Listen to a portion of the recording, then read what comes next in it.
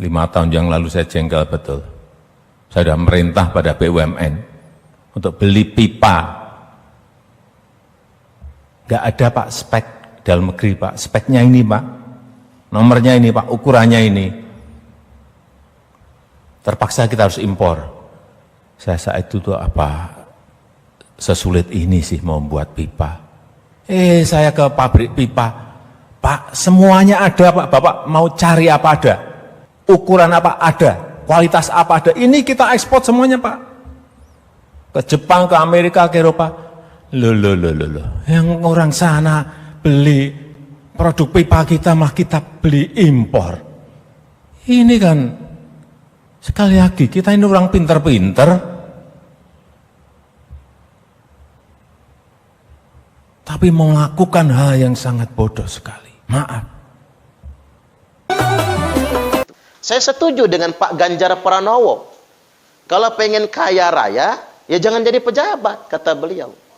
Tapi kalau pengen kaya raya, jadi pengusaha. Sebenarnya apa sih susahnya untuk tidak korup? Kalau pengen kaya, ya jangan jadi pejabat. Sekali lagi, saya ingatkan, siapapun Anda kalau ingin kaya, jangan bermimpi jadi pejabat. Karena jabatan bukan jalan untuk mencari kekayaan. Ini adalah ruang pengabdian.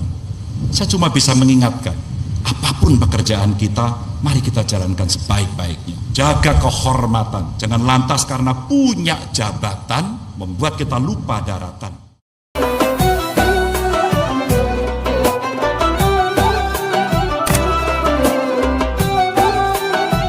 Ustaz, apa sebab orang korupsi? Ini orang sebenarnya bukan butuh jawaban, butuh penegasan. Apa sebab orang korupsi? Apa karena enggak kaya? Setelah saya pikir-pikir, yang menyebabkan orang korupsi itu bukan karena miskin, tapi karena serakah. Betul nggak kira-kira? Ittaqusyuh, takutlah kalian semua dengan serakah, kata Nabi.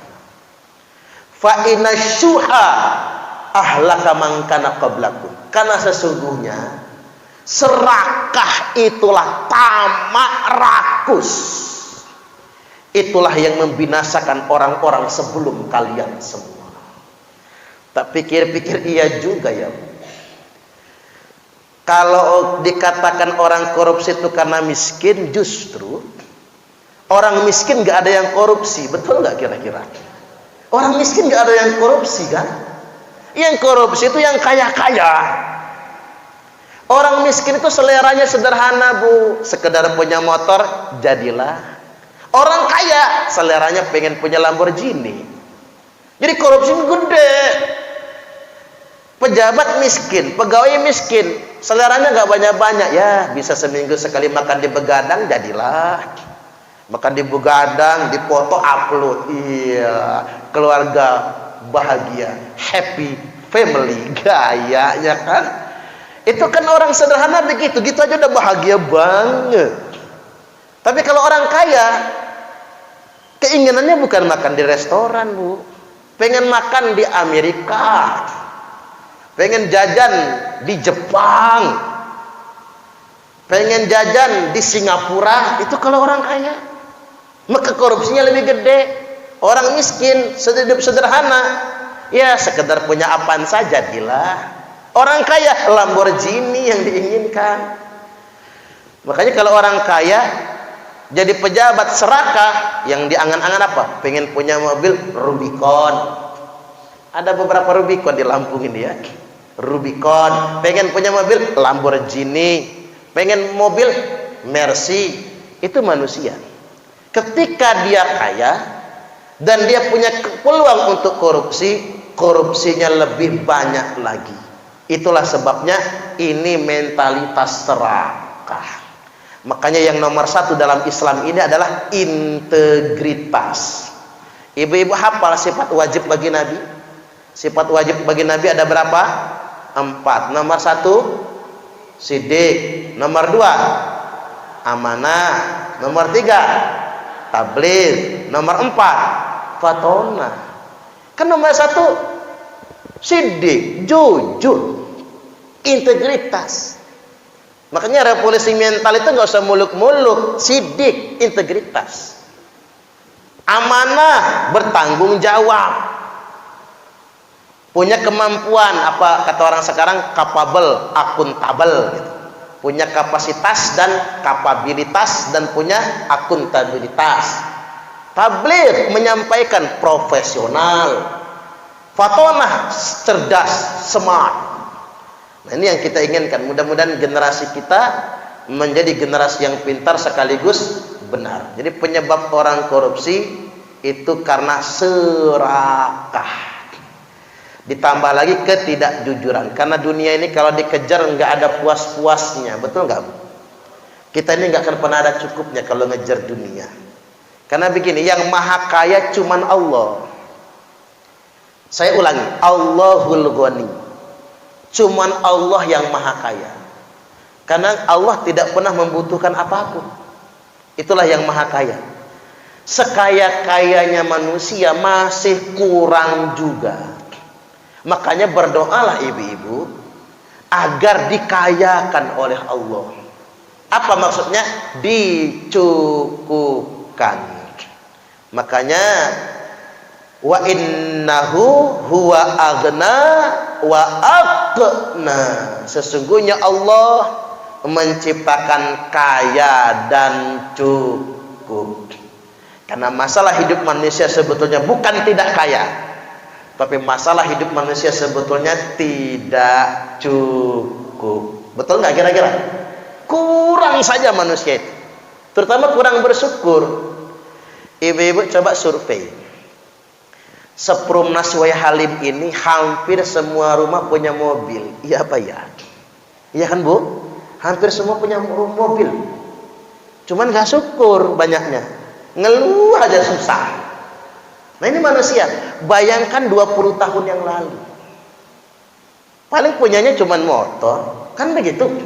Manusia nggak syukur. Ngeluh BBM naik gitu ya. Jangan ngeluh. Kita sanggup bayar atau tidak. Sederhana kan?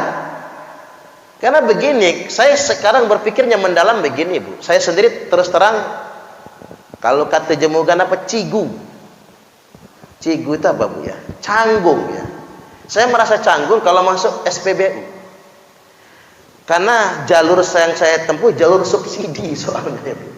Saya tuh merasa nggak pantas lagi loh saya nerima subsidi itu. Udah nggak pantas. Mobil saya solar soalnya kan. Cuman kalau saya mau naik ke Dexlite ketinggian Bu harganya. 18.000 Dexlite itu. Pertamina Dex lebih tinggi lagi. Makanya saya kemarin ceramah ke Liwa, ceramah ke Suwoh, habis semua pom bensin, nggak ada solar. Di pom bensin nggak ada solar, tapi berjejer jerigenan Bu. Orang jualan solar. Saya tanya yang jerigenan, seliter berapa? 9.000, bayar. Artinya solar itu sebaiknya nggak usah disubsidi. Tapi nggak langka di SPBN. Harganya jangan 6.800. Kalau harga sebenarnya 9.000, silakan jual 9.000. Agar di sini nggak ngeganjel. Saya malu terus terang ngisi solar itu. Tapi kalau pengen ngisi Dexlite ya ketinggian tadi. Nah mobil istri saya tuh pakainya Pertalite.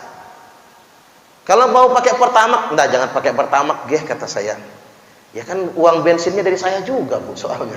Jangan pakai Pertamax kata saya. Pertalite aja, itu kan subsidi Bi. Ya nggak apa-apalah kata saya.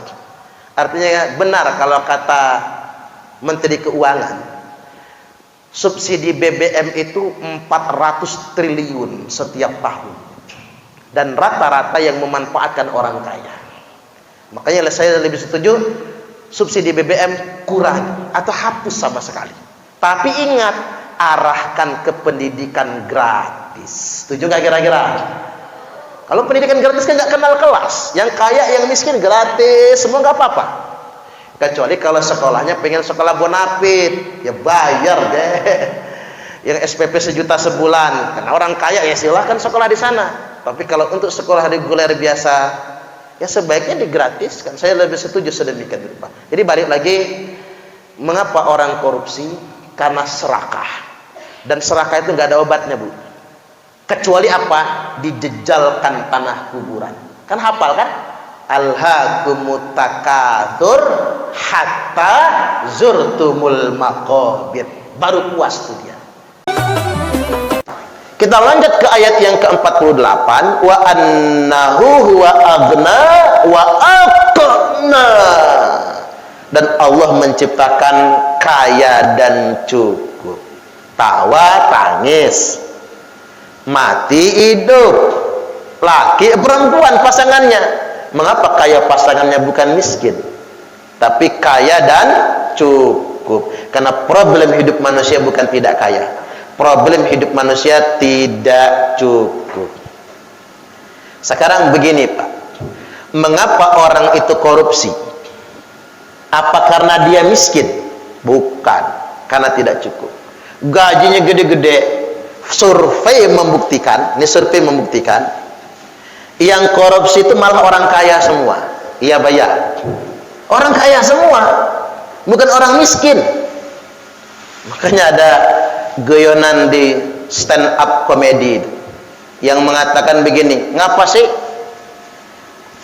anak murid kalau rambutnya panjang dipotong oleh gurunya, disetrap ya Pak, potongannya ngacak, ketiban gurunya ditanya, ngapa Bu digituin? Ya biar muridnya rapih.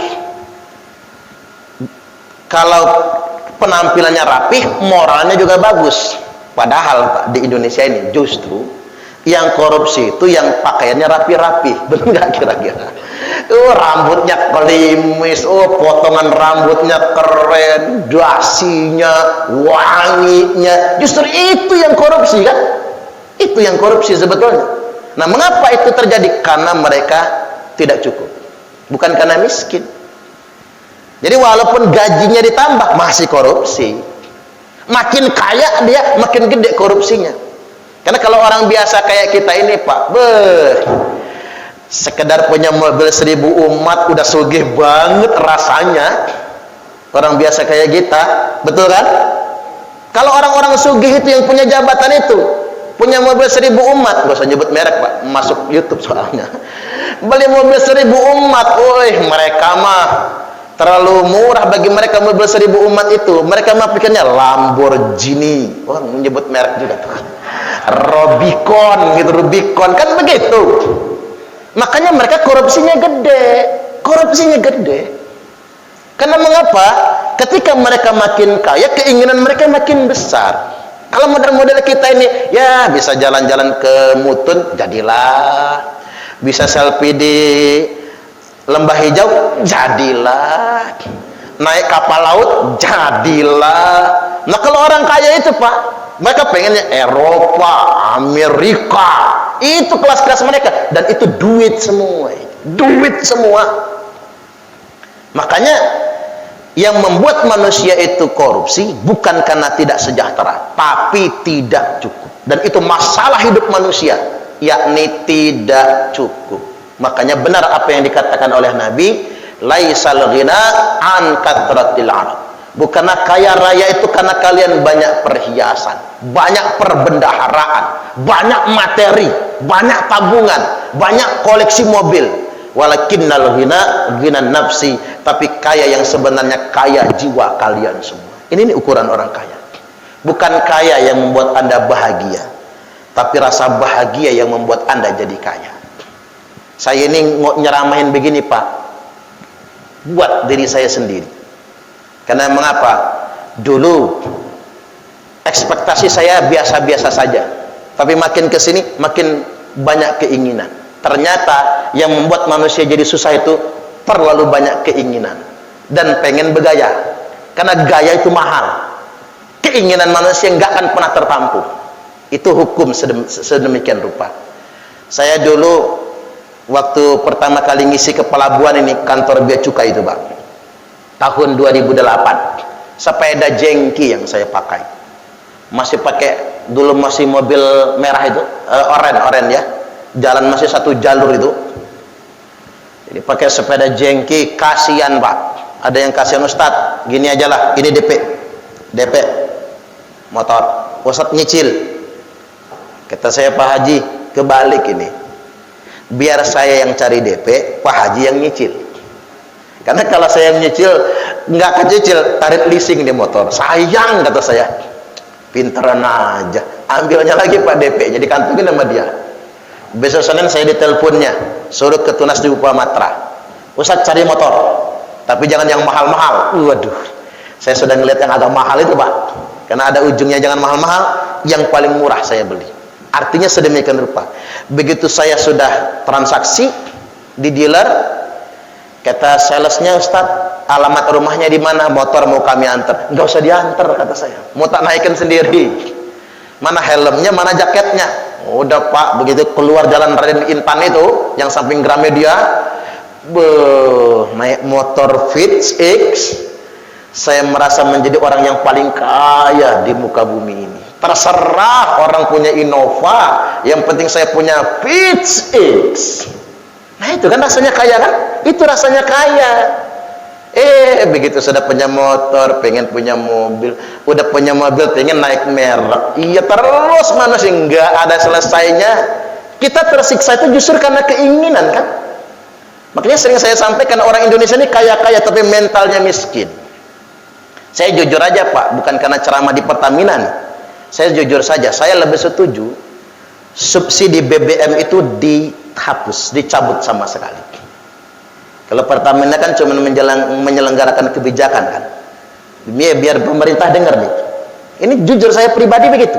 Saya berhitung begini, saya baca subsidi BBM, gas LPG dan listrik kita ini per tahun 400 triliun, gede banget itu. Ketik di kalkulator, error kalkulator itu, error, nggak muat nolnya itu. Dan yang memanfaatkan subsidi BBM orang kaya semua. Orang kaya, jajal yang biasa-biasa saja, yang setengah kaya, kaya betul belum, setengah kaya, yang kebelinya cuma punya motor, tapi punya 5 di rumah, motor 5, TV LCD, misalnya kan Mbak, yang kaya standar, nggak mau ngisi premium, nggak mau Pak, nggak mau ngisi Pertalite, ngisinya Pertamax. Ponan-ponan saya itu yang belinya cuma punya motor, nggak mau premium, nggak mau Pertalite, maunya apa? Pertamax. Sayang dia mau motornya, karena dia mampu, punya daya beli untuk beli Pertamax. Coba lihat yang ngisi Pertalite apa? Kalian kalau premium ya, mungkin angkot kita maklum lah, karena penghasilan angkot memang terbatas. Pertalite, solar. Saya jujur, saya malu Pak, memanfaatkan subsidi itu malu. Mobil saya itu Fortuner.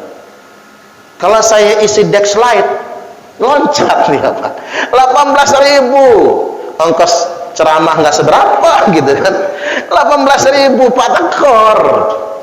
Makanya saya ngisinya solar, tapi malu, terus terang malu Pak. Ada tulisannya jalur subsidi, waduh, malu saya. Mobil istri saya pakainya Honda, ngisinya Pertalite.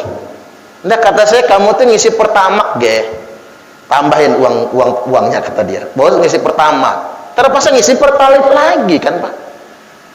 Nah saya kemarin ceramah di Liwa Pak, habis semua SPBU itu, nggak ada solar, tapi pinggir jalan penuh sama jerigen solar itu Pak. Sepinggir jalan, saya tanya sama yang jual jerigenan, seliter berapa? 9.000. Saya bayar 9.000.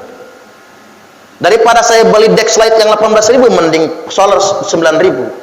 Seandainya harga bisnis solar itu 9.000, saya usul sama pemerintah, bikin saja 9.000, gak apa-apa, yang penting ada di pasar. Karena subsidi langsung BBM dimanfaatkan oleh orang kaya semua. Kalau mobil Tronton ngisi solar Pak, yang punya Tronton apa orang kaya apa orang melarat kira-kira? Supirnya yang biasa saja itu Pak. Yang punya Tronton orang kaya semua, perusahaan semua. Nah ini saya pikir bagus juga itu Pak, kita serahkan, karena terlalu pemborosan saya, dan dialihkan ke subsidi yang langsung, apa, digratiskan pendidikan dan lain sebagainya. Saya pakai nalar yang sehat saja. Terus begini, satu hal lagi yang hendak saya sampaikan, manusia itu terlalu banyak keluhan. Di Bandar Lampung ini, coba kita survei ke rumah-rumah, semua rumah kebeli mobil kan, kalau di perumahan semua rumah punya mobil, tapi ngaku melarat tuh Pak. Ekonomi makin susah, saya pengen ketawa aja itu. Ekonomi makin susah, enak zaman dulu. Zaman dulu kapan? Kapan? Mu yang kapan maksudnya? 2004. Umur saya waktu baru nikah. Sehari semalam pernah nggak makan saya, Pak. Padahal harga beras belum nyampe 1.000. Daya beli nggak ada. Belum lagi apa namanya, zaman saya masih kecil, masih sekolah, yang punya TV di kampung saya cuman satu orang, hitam putih pakai aki, tontonannya Ria Jenaka. Lagi seru-serunya nonton, blok mati, habis akinya. Yang punya motor cuma satu orang. Nah, karena kita nggak syukur. Kadang-kadang saya identifikasi orang kampung itu lebih kaya dari orang kota. Rasanya. Mengapa? Kalau kita ke kampung jajal, Pak. Kita di Bandar Lampung ke ujung Berung, Unggul, nengok saudara di dusun, Pak. Kalau jemu Palembang di dusun. Kalau orang Lampung ini mulang tiuh. Kalau orang Jawa balik kampung. Masuk kampung kita, subhanallah, orang kampung, Pak, tahu orang kota datang. Orang kota kan jadi Pertamina lagi ya. Orang kota datang langsung manjat kelapa, mau bikin santan, manjat nangka, ketahuan sahur gori, nangkep ayam, Pak, dipancing-pancing pakai jagung, nggak dapet-dapet, akhirnya dibedil. Orang kota nih belum boleh kemana-mana bagi orang kampung sebelum makan, tersinggung dia. Pokoknya mangan dhisik, pokoknya makan kudai, makan dulu, nggak boleh kemana-mana. Dari jamu pakai lalapan beragam, petek, jengkol, jaling keluar semua, sambal tempoyak keluar semua ya, Pak. Kenyang kita makan, boleh kemana-mana. Coba jajal orang kampung datang ke kota, teh baru setengah gelas, orang kota nanya, habis ini mau kemana lagi? Subhanallah, ngusir. Apa orang kota itu lebih miskin? Tidak. Rumah punya, mobil punya, perabot lengkap. Orang kampung rumah saja dari kayu. Orang kota terlalu banyak cicilan, dan orang kota terlalu banyak keinginan. Maka hidup yang sebenarnya bukan masalah kaya miskin, tapi cukup atau tidak cukup. Baik, ini saja yang saya sampaikan.